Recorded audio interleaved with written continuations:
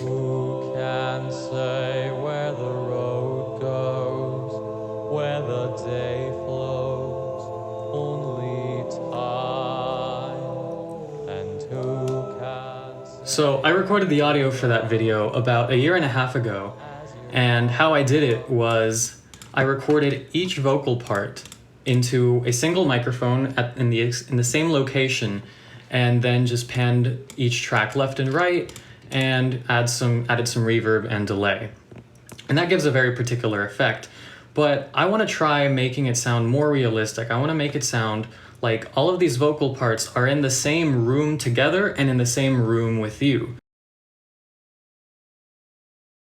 So without very many effects, here's what they sound like by themselves. Who can say where the road goes, where And you can see there's no stereo effect yet. So what I'm going to do is record some impulse responses, and here is some footage of me doing that. And what I'm doing is I'm going around this stereo microphone and all these different locations and recording how the room reacts from that place. So if I apply a reverb here, and let's say I drop the first clap, it'll actually simulate how this voice will sound where that clap was recorded in that same room. Here it is without any reverb. Who can say where the road goes? And here it is with the impulse response, convolution reverb. Who can say where the road goes? Okay, all of the tracks together with reverb. Who can say where the road goes, where the day flows? And as you can see now, there's a lot more reverb and a lot more panning. The panning is built into the impulse response. We no longer have to mess with knobs or add any sample delay. And what I like about this effect is that since I recorded these responses using claps, it is a very limited frequency response. So here's the clap.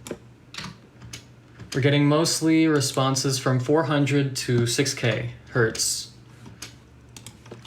And let's see the frequency response of the voice.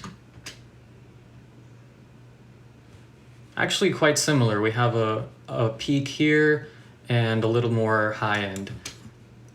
And this is an interesting effect because it makes it sound a little bit old. If we wanted a more realistic effect, like we're actually even more believably in that room, we would probably use a sine sweep instead of a clap. Now, if you wanted to get even wackier, you could put any old recording into the reverb. So for reference, I have this loop. And I want to drop this drum loop into the reverb. Let's see what that sounds like.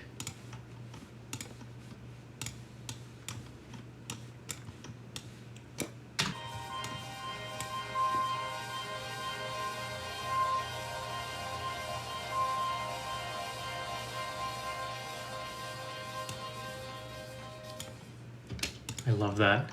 For this last impulse response, I will leave it up to you to decide what it really is.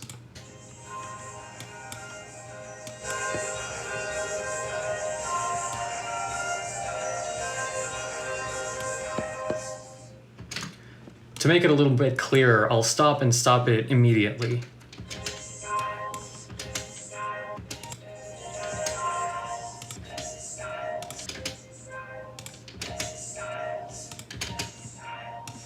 Okay, let's have some fun with this. I'm going to sidechain this part of the loop so that you can only hear when this drum loop hits.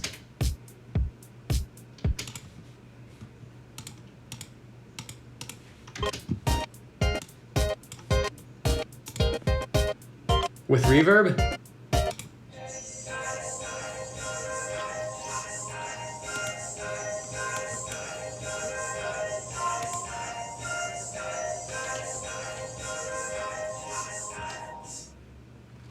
So there you go. Thank you for watching.